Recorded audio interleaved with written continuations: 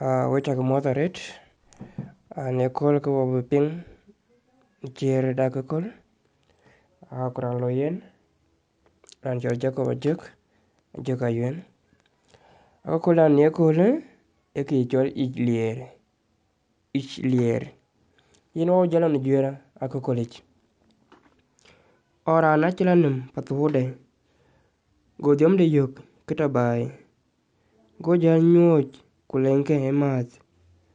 kujul diom de ler pi mwende nyande la luoy mies golo ku gir nyum ku hol kek ni dong ku bi inongin go mwende nyande nyum ting kichul nyin ku kor go bion ye pio ku jem ina chamen mane e kalaten Nicola go jai nien go dai didi miet duochen ku mwende nya echinyuch titiak kedong wen hole nyum goyom ye nom wel ku bi akwor go ngur kimit gorot chwor dong ku jwetich ku ngot kida pio go yenom luot ni dongich ku nyenich ni yelep ku ye bi nom beitin go nom rok ni dongich go tongke ruany piny kulom kek kulony dhul kedong ni yenom go dhiom de yo ke path go thije kidie lare dong ino go dhuk i nyandu ang'ong ni dong ikalar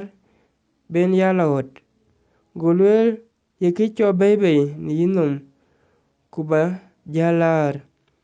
go jai ku keror go rande jalo beibei ni yenom so yen akakola yen e toketen ku kichol akakol ben anang ye kor bi jwer wok kend no en kithin cha yu ine ngedit ku chilala kithin walom kitem balom ku baran che gamin bala yen chukren instead bine kor kidir gin ku kidit aliu eka ala yen lerale so ran kene wun chen kithin chen gamen hechi ngei lom ku chem ache ngong nyande dong lekini eran kadit pio ye kechirkin keto so ran che jwir ran chol Jacob ajok ayuen so yen akor ben yu kin ba yu Facebook ajok ayuen ayun tek